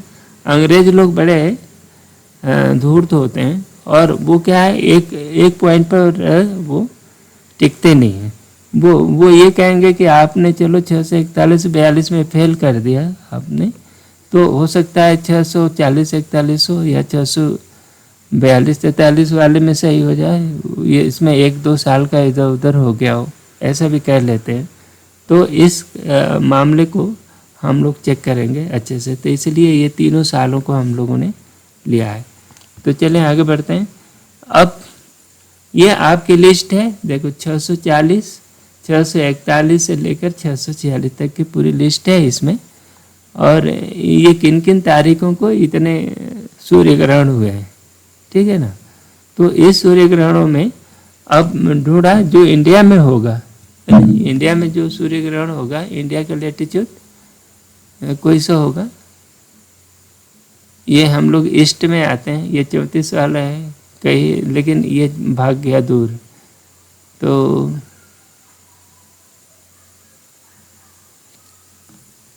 इसमें देखिए हमने ढूंढ लिया, इसमें ये आया 17 नवंबर 641 का, है ना। 17 नवंबर 641 इसमें कहीं होगा, 17 नवंबर 641 ये पहले ही है। ये कितना है, 115 ईस्ट पे और 72 एन पे, नहीं 27 एन और 115 ई। मैंने ये जापान में लगा होगा, लेकिन इंडिया में भी दिखता है, थोड़ा सा दिखता है, ठीक है ना। ये कहाँ का है, ये काठियावाड़ का है ना। तो ये जो है ये दिख रहा है।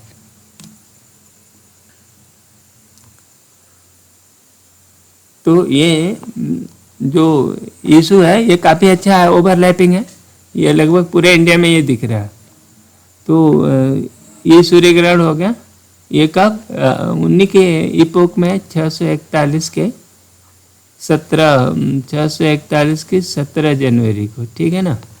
अब इतना तो कंफर्म हो गया, चलो ठीक है कि ये सूर्य ग्रहण लगा, लेकिन इस अभिलेख में पूरी तरह प्रिसाइज बोला हुआ है कि सूर्य ग्रहण जो है किस महीने में लगा। तो महीना पता करें, महीना पता करने का एक ही तरीका है, देखो ये 17 तारीख को लगा, इसके 15 दिन बाद पूर्णिमा आएगा, पूर्णिमा के दिन चाँद कहाँ रहेगा वो पता लगाना है।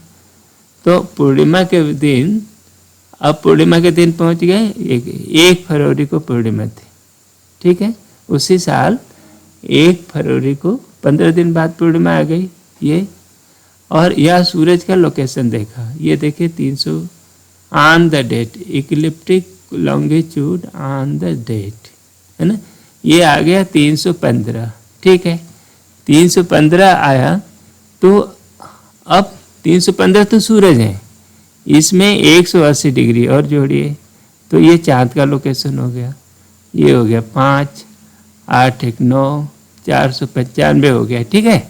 लेकिन 495 डिग्री तो होती नहीं है, ये एक्चुअली ये क्या हुआ कि ये गया, ये 360 हुआ और 360 के बाद फिर रिपीट हो गया, तो ये इसमें से 360 घटा दिया, ठीक है। अब ये क्या हो गया, 5 हो गया, 3 हो गया, 135 हो गया। 135 डिग्री यानी एक्चुअली चांद की लोकेशन जो होगी 135 डिग्री पर हो गई। 135 डिग्री में मैंने इसी समय पर पूर्णिमा होगी, 135 डिग्री पर चांद होगा। लेकिन इसमें अयनांश भी है, अयनांश 10 डिग्री है। ये इस 641 में आप हमल पर जाएंगे तो उसमें अयनांश आएगा 10 डिग्री, तो इसमें माइनस घटा दो तो वो हो गया 125 डिग्री। अब 125 डिग्री पर कौन सा नक्षत्र है वह पीछे चलते हैं, वैसे देखते हैं। 125 डिग्री पर यहाँ टेबल में नक्षत्र देखिए 125 ये वाला, ये देखिए मघा। 125 डिग्री देखिए 120 से 133 के बीच में आएगा तो 125 यहाँ है। तो ये डेफिनेटली माघ का महीना है, ठीक है ना, काफी सेफ है, माघ का महीना है, ठीक है। अब यहाँ पर हम लोगों ने क्या देखा, ये देखा कि ये इक्लिप्स, ये सूर्य ग्रहण तो लगा लेकिन चैत के महीने में नहीं बल्कि माघ के महीने में, जबकि ये अभिलेख पूरी तरह स्पेसिफिक है। ऐसे में ये 319 वाला जो इपोक है ना, ये फेल हो जाता है ना, फेल्स, ये साबित नहीं होता है ना। इस पूरी एनालिसिस से हमने देखा कि 300 गुप्त संवत 322 के मामले में, 322 ही तो है, 322 के मामले में 319 वाला ही पक्ष फेल हो जाता है, ठीक है ना। चल आगे बढ़ने के पहले मैं आपसे माफ़ी चाहूँगा कि कई जगह हमने सूर्य ग्रहण की जगह पर चंद्र ग्रहण बोल दिया है। जहाँ जहाँ चंद्र ग्रहण है, इस वीडियो पूरी तरह सूर्य ग्रहण से संबंधित है, कहीं भी चंद्र ग्रहण का इसमें कोई लेना देना नहीं है। ऐसे में जहाँ भी चंद्र ग्रहण शब्द मैंने बोला है उसको सूर्य ग्रहण समझा जाए। अब अगले टॉपिक पर चलते हैं, अगले प्लेट पर चलते हैं। इस सिलसिले में ये जो 641 बीसी की बात कर रहे थे ना हम लोग, 641 बीसी के मामले में, तो ये आया था 641 में, ठीक है ना। कब आया था ये,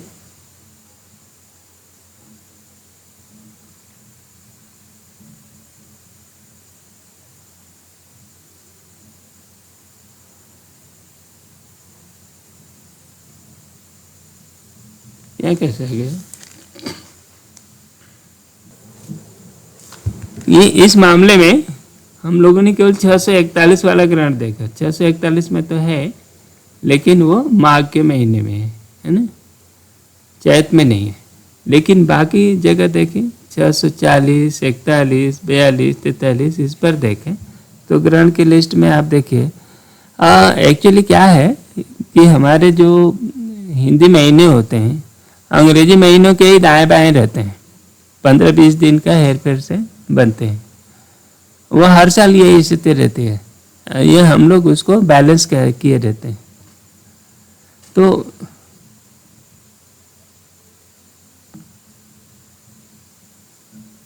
ये जो ग्रहण की लिस्ट है इसमें देखिए कि यदि चैत में कोई ग्रहण लगा तो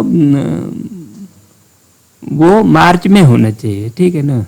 तो इसमें देखिए मार्च महीने में कोई भी ग्रहण नहीं है। ये सभी 640 से लेकर 41, 42, 45, ये सभी देखिए मार्च का महीना कहीं नहीं है ना, उसके आसपास का भी महीने नहीं है।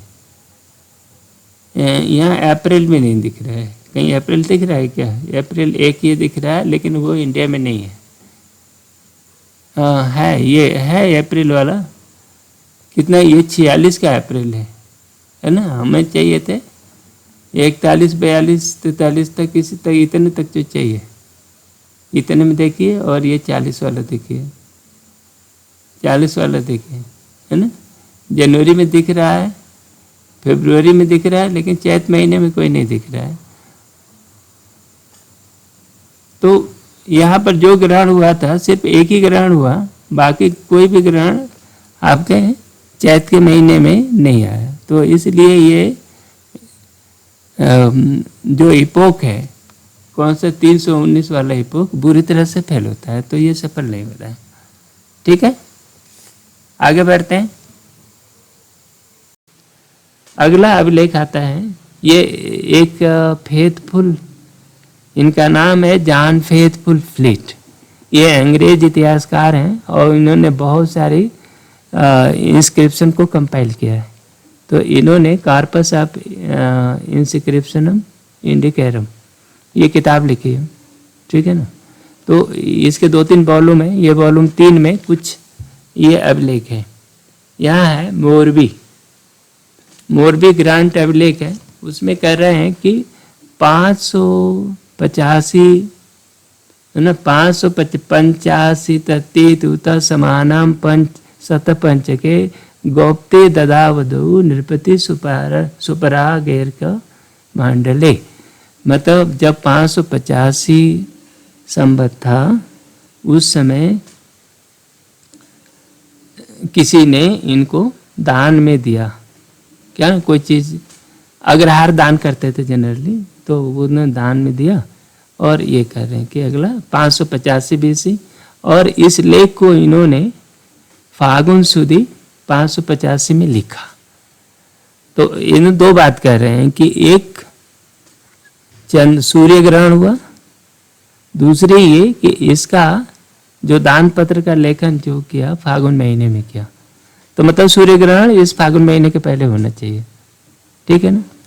तो चलते हैं आगे, देखते हैं इसमें। यहाँ पर वो मूल अभिलेख है, यहाँ पर ये लिखा है, यहाँ पर देखिए आपका कि ये गुप्त संवते लिखा है, गुप्त संवते 85 तुते गौप्ते माने गुप्तों का, गुप्तों के संवत में ये दिया। और ये इसको किसने लिखा, कैसे लिखा, और ये फागुन सुदी 585। तो ये कुल मतलब मिला करके फागुन में इसको सूर्य ग्रहण फागुन के पहले होना चाहिए, उसी के आसपास, ठीक है भाई। तो ये अभिलेख है पूरा। अभी यहाँ पर देखिए, इसको कन्वर्ट करते हैं। तो ये 335 BC को मान करके जब हम कन्वर्ट करते हैं, तो ये 250, 251, ये इसका कॉमन ईरा आता है। ये 250 से 251 वाला टाइम पीरियड आता है, ठीक है ना। ये 250 9 महीने इसका, 250 का ईस्वी सन का, और 251 का 3 महीने, ठीक है ना। ये 585 में आता है।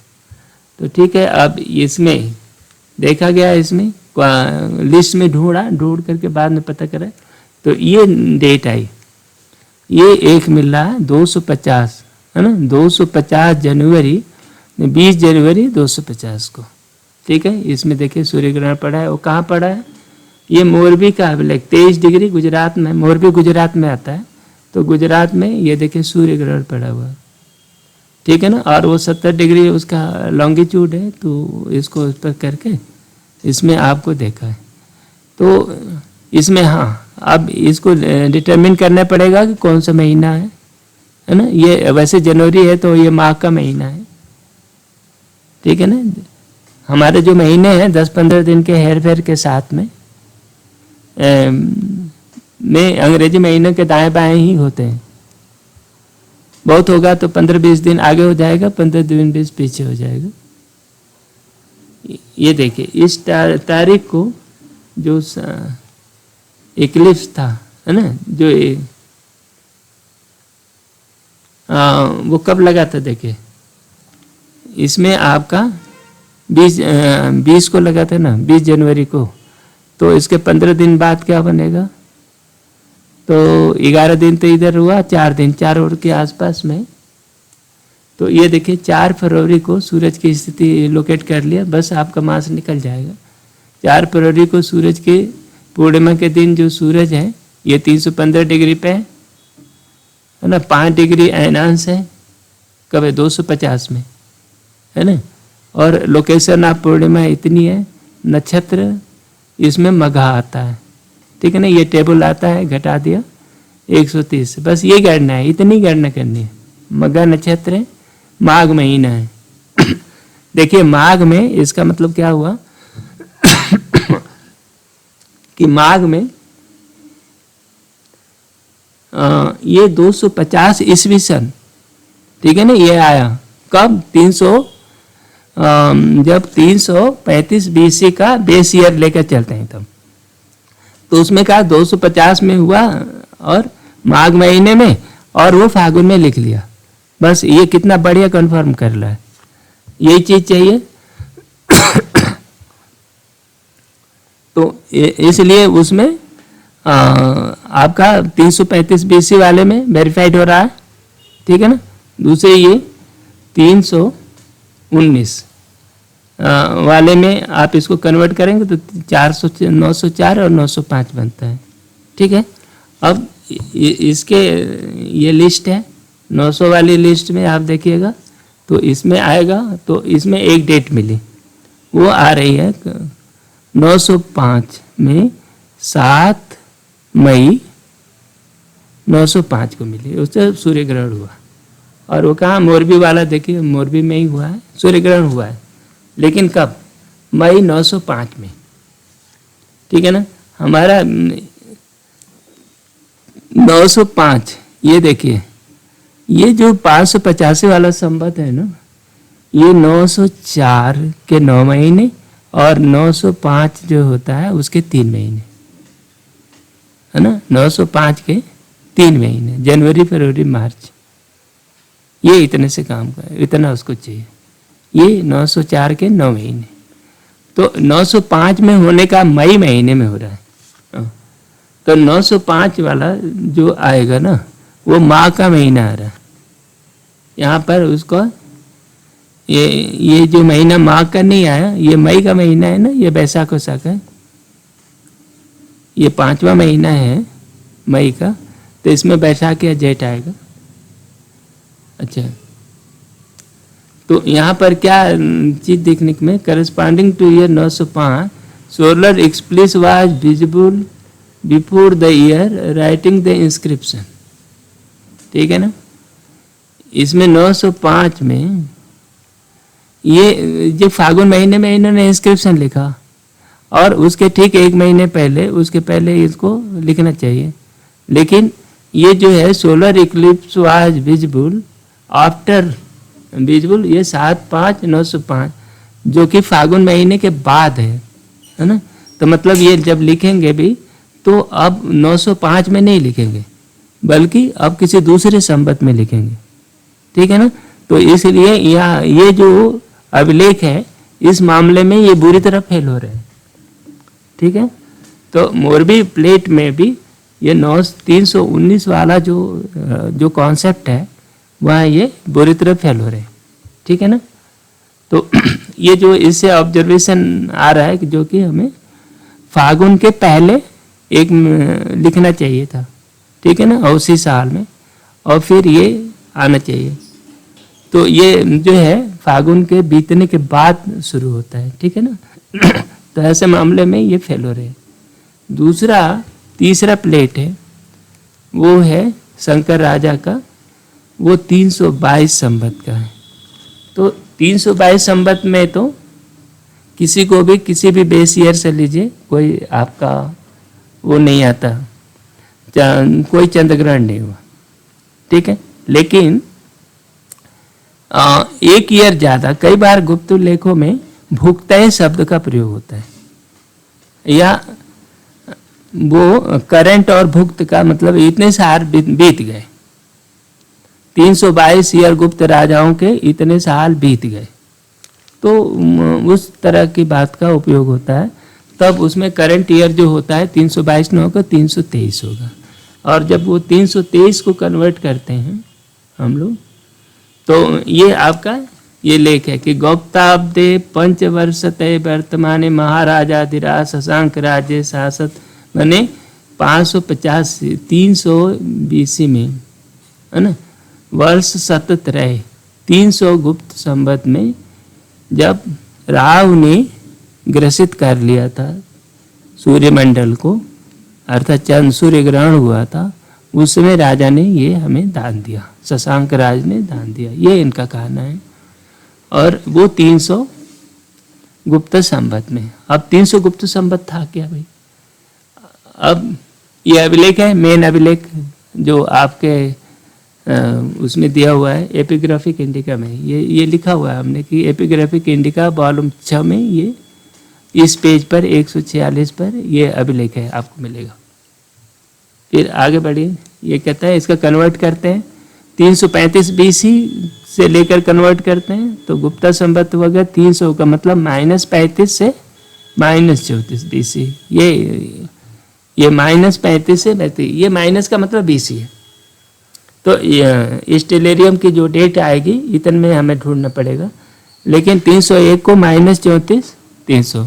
अब इसके कैटलॉग को देखा, कैटलॉग के लिए एक डेट हमको मिल रही है, तो ये देखिए, ये वो जो डेट आ रही है ना। अच्छा, ये जो अभिलेख है ना बहुत ही वेग है, बस सिर्फ ये कह रहा है कि एक चंद्र ग्रहण हुआ, सूर्य ग्रहण हुआ, और उसमें औसतन साल में कोई ना कोई सूर्य ग्रहण होना चाहिए। ये महीना बता करके प्रिसाइज नहीं किया, प्रिसाइज करता तो फिर उसको टेस्ट कर लेते। और तो इसको बस सिर्फ इतना ही आपको टेस्ट करना है कि सूर्य ग्रहण उस महीने में हो। तो देखिए वो जो हमारा बेस ईयर है भुक्तय वाला, तो ये 1/11 -34 को ये सूर्य ग्रहण बढ़िया हुआ है। ठीक है, बस ये इतनी से जाननी है।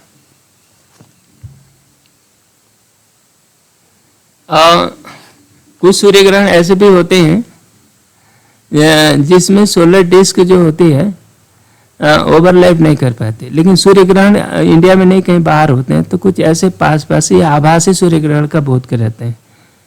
तो क्या पता ऐसे मामलों में भी कई बार ज्योतिषी लोग इसको सूर्य ग्रहण मान लेते हैं। वैसे भी मंदिरों के कपाट जो है 10-12 घंटे, कहीं भी सूर्य ग्रहण हो तो 10-12 घंटे पहले वो उनके कपाट बंद कर देते हैं।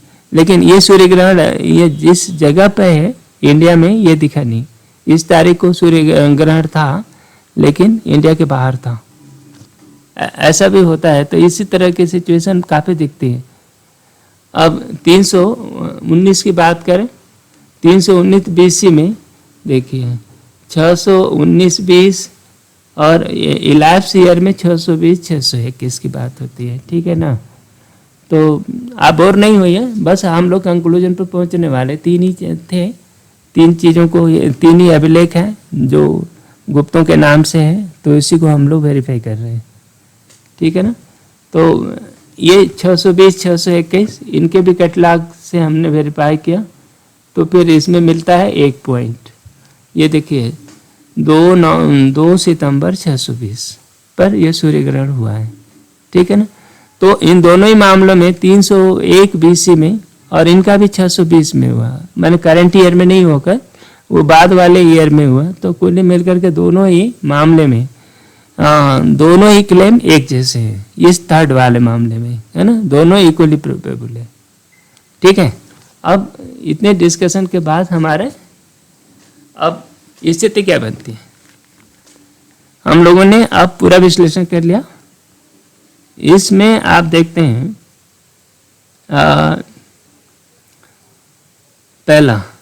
पहले ये डिटेलिंग है 322 चैत्र अमावस्या वाला, जो पहला वाला मामला है उसमें क्या हुआ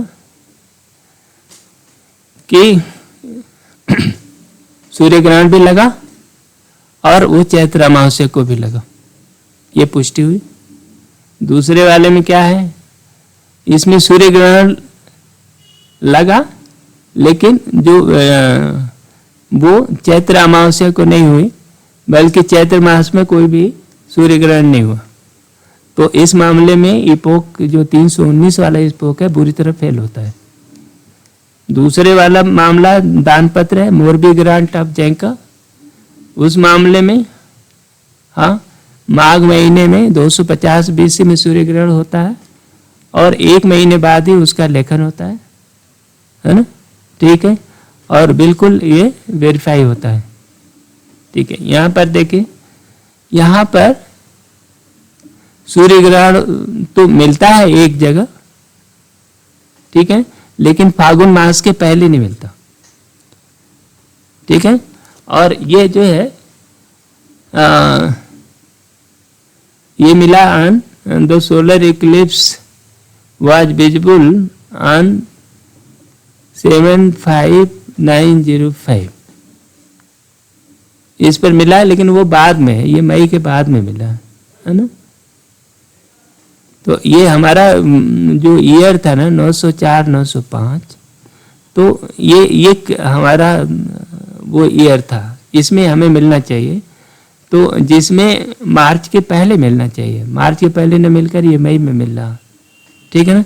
दूसरी बात, मार्च महीने में माघ महीने में या फाल्गुन के पहले इसमें कहीं भी कोई वो है ही नहीं, इतने सारे वर्षों में कोई भी सूर्य ग्रहण नहीं लगा। तो इस मामले में भी ये 2 मामले में, 1 और 2 मामले में ये 319 इपोक जो है बुरी तरह फेल होता है, और जो 335 वाला है दोनों में सफलतापूर्वक पास होता है।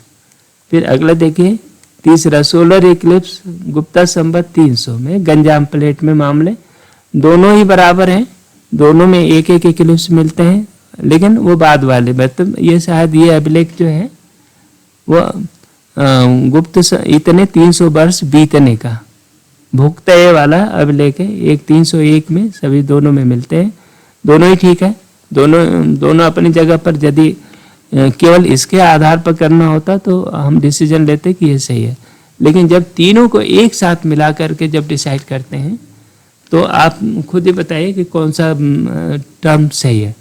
तो इसमें स्पष्ट रूप से हम कह सकते हैं कि 300 इपोक ऑफ 335 BC अभिलेखों के आधार पर ये सही साबित होता है, ठीक है ना। तो इस तरह से हम लोग निष्कर्ष पर पहुंचते हैं कि गुप्ता संवत स्टार्टेड इन 335 BC, ठीक है ना। और ये अंग्रेजों ने फर्जी तरीके से, और कहीं का ईंट का, कहीं का कुनबा, या वो इधर उधर की कई चीज़ें अपनी वाकपटुता के कारण इन्होंने 319 BC का गलत फिक्सेशन किया है। सही बेसी यानी जो अभिलेख है और जो वेरीफिएबल अभिलेख है वो सभी के सभी 335 BC इपोक को प्रोत्साहित करते हैं, ऊपर की ओर इंडिकेट करते हैं। अब ऐसा नहीं कि केवल ये चंद्र ग्रहण या ये सूर्य ग्रहण ही एक ऐसी चीज़ है जिसके आधार पर वेरीफाई होते हैं। ये इस तथ्य को वेरीफाई करने के लिए हमारे पास मैंने ये भारत, हमारे देश में बहुत सारे अभिलेख हैं और एक दूसरे से रिलेटेड है। खुद ये कल्लर राज तरंगिणी भी इसके बारे में बहुत कुछ बताती है। तो अगले वीडियो में हम लोग कल्लर राज तरंगिणी के ऊपर चर्चा करेंगे, जिसमें देखेंगे कि ये गुप्ता संवत किस तरह से भी उसका कल्लर राज तरंगिणी में भी गुप्तों का काफ़ी कुछ उल्लेख है, ठीक है ना। और ये गुप्त वंशी राजा जो हैं ये 335 BC आनवर्ड, इसके थोड़ा पहले से ही ले करके करीब 215 वर्षों तक करते रहे। 215 मतलब इसको ये घटा दें तो करीब 85 या 82 BC तक, है ना। ये गुप्त वंशी राजा जो हैं इतने 335 BC से ले करके 82 BC तक राज करते रहे। ठीक है। ये करीब 215 वर्षों तक इनके 7-8 राजा और बड़े अच्छे सम्राट हुए, जिसमें आप जानते हैं चंद्रगुप्त फर्स्ट, समुद्रगुप्त, चंद्रगुप्त द्वितीय, कुमारगुप्त, स्कंदगुप्त जैसे महान राजा हुए। तो इनका कार्यकाल इतना है।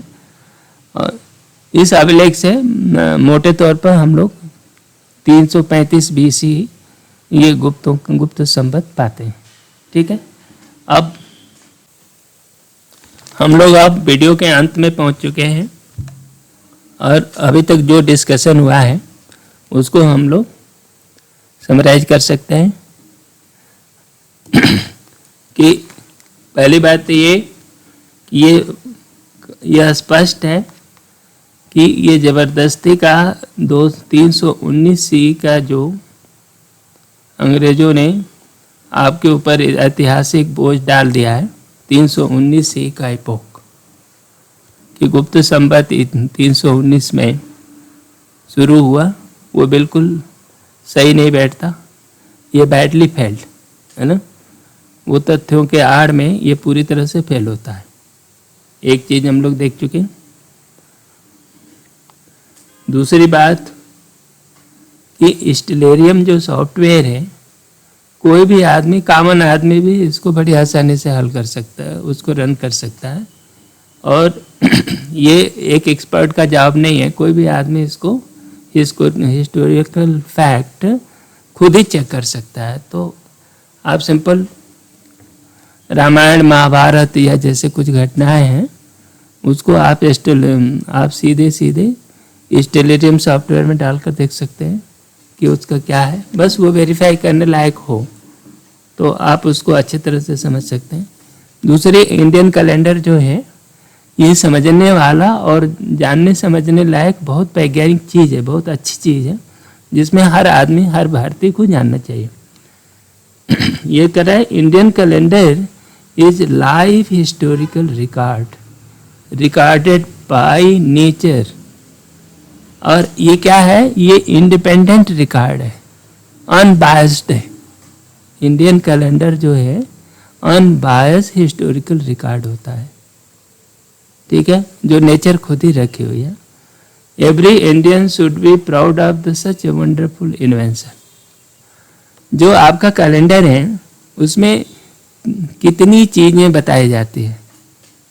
कैलेंडर जब लिखा जाता है कि कौन सी तारीख, कौन सी तिथि, कौन सा युग, कौन सा कल्प, क्या है, पंडित जब कथा बांटता है तो साथ ही साथ सबसे कालक्रम का गुणगान करता है कि कौन सा काल में किस जगह पर होता है। तो ये चीज़ें जो है रिकॉर्ड भी होती है और उस रिकॉर्ड के आधार पर आप वेरीफाई कर सकते हैं, अतीत में जा सकते हैं और भविष्य में झांक सकते हैं। दूसरा ये कि जो सबसे इम्पोर्टेंट चीज़ हम लोगों ने देखा कि गुप्ता संवत 335 BC में शुरू हुआ था। ये सिर्फ गॉसिप नहीं है बल्कि एक रियलिटी है। इसके साथ बहुत सारे इंडियन रिकॉर्ड हैं जिनको हमें मजाक में नहीं लेना चाहिए। जो हमारे पास अभिलेख है, जो पुराणों में लिखा गया है, जो कई ग्रंथों में लिखा गया है, हमारे विद्वान लेखकों ने इसको लिपिबद्ध किया है, वो सिर्फ गॉसिप नहीं है बल्कि वो सीरियस चीज़ है, सीरियस हिस्टोरिकल रिकॉर्ड है। तो ये गुप्ता संवत जो है इसका 335 BC में होने का कई डॉक्यूमेंट्री प्रूफ्स भी है। दूसरा, historian should take the Indian historical record seriously. हमारे जो भी रिकॉर्ड्स हैं, कई रिकॉर्डों को हम मजाक में भर देते हैं। एक रिकॉर्ड है कालिदास का ज्योतिर्विदाभरण। क्या है? ज्योतिर्विदाभरण, विदाभरण है ना। उसमें वो लिखते हैं कि मैं करीब 34 BC में पैदा हुआ और मैंने रघुवंश की रचना की, मैंने शाकुंतलम की, या बहुत अच्छे अच्छे ग्रंथों की रचना की जो कालिदास ने किया है, जिसको हम लोग जानते हैं। और मैं राजा का दोस्त हूँ, मैं नृप सखा हूँ। और वो भी ये कहते हैं कि मैंने कालिदास ज्योतिरादित्य भरण को भी मैंने ही लिखा है, और उसमें बहुत सारे हिस्टोरिकल चीज़ें भी बताते हैं। लेकिन इस किताब को लोगों ने इतना मजाक बना दिया, इतना भयंकर मजाक बनाया कि ये कालिदास ऐसे जैसे गॉसिप कर रहे हैं, झूठ बोल रहे हैं, या ये कालिदास की रचना नहीं हो सकती, ठीक है ना। तो ऐसी चीज़ों को हमें मजाक में नहीं लेना चाहिए, बल्कि सीरियसली लेना चाहिए कि यदि लिखा गया है तो उसको दूसरे फैक्ट से वेरीफाई होना चाहिए कि आखिर वो क्यों कह रहे हैं। ये बात अलग है कि किसी पुस्तक में कुछ छेपक प्रक्षिप्त अंश कहीं बाद में जोड़ दिए जाते हैं, तो जिसने जोड़ा होगा ठीक है, उसकी जो अपनी अकल होगी उसके हिसाब से क्या होगा, लेकिन मूल रचना खराब नहीं होती। मूल रचना तो अब रचना है, उसका जो सही तत्व है उसको हमें अलग करके वैज्ञानिक तरीके से देखना होगा। और अगली चीज़ कि हिस्टोरिकल रिसर्च में न्यू टूल्स चाहिए, और टेक्नोलॉजी का बहुत इम्पोर्टेंट है। आजकल कार्बन डेटिंग होती है, कार्बन डेटिंग की ज़रूरत है, ज़्यादा होनी चाहिए हर हिस्टोरिकल फैक्ट की। कि आश्चर्य है कि गुप्तों के इतने सारे डॉक्यूमेंट्स आपको मिले और किसी की कार्बन डेटिंग नहीं कराई गई, ये ऐसा क्यों हो रहा है? क्या गुप्त काल का कोई भी कार्बन डेटिंग लायक अवशेष मिला ही नहीं, और हमने कभी कोशिश नहीं किया। अंग्रेजों ने जब तक उनका शासन था, जानबूझकर कार्बन डेटिंग का सेंटर अपने देश में नहीं बनाई। वो जानते थे कि वो भारतीय इतिहास में उन्होंने कितने सारे फ्रॉड किए, लेकिन अब तो हमें इनको सीरियसली लेनी चाहिए। तो हिस्टोरिकल रिसर्च को नए सिरे से करने की ज़रूरत है। इसमें टूल्स, टेक्नोलॉजी और एक्सपर्ट की मदद की ज़रूरत पड़ेगी, उसको हमें सीरियसली लेना चाहिए। तो ये रहा मोर और लेस इस वीडियो का सार। आप लोगों ने ये पूरा वीडियो देखा, इसके लिए बहुत बहुत धन्यवाद।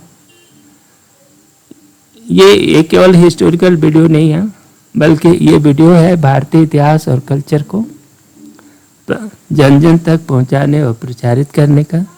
ये काम सभी व्यक्तियों का है, सभी संवेदनशील व्यक्ति जो इंडिया में हैं और अपने देश की सभ्यता और संस्कृति पर गर्व करने का समय है, जिसमें आपको वैज्ञानिक आधार पर फिर से अपनी चीज़ों को चिंतन करने की ज़रूरत होगी। इसी के साथ ये वीडियो समाप्त करते हैं, और अगले वीडियो में हम लोग कल्लर की राय तरंगिणी का देखेंगे कि भारतीय इतिहास के साथ किस तरह से छेड़छाड़ किया गया, और उसको समझेंगे। Thank you very much. यह वीडियो हिस्टोरिकल वीडियो की शुरुआत है। इस तरह के और भी वीडियो आते रहेंगे। चैनल को सब्सक्राइब करके रखिए ताकि आपको इस तरह के वीडियो आपको मिलते रहें। आपने अपना अमूल्य समय दिया और वीडियो को अंत तक देखा, इसके लिए बहुत बहुत धन्यवाद। और मेरा अनुरोध है कि आप अधिक से अधिक लोगों को ये वीडियो शेयर करें और इसको अधिक से अधिक लोगों तक पहुंचाएं। धन्यवाद। Thank you very much.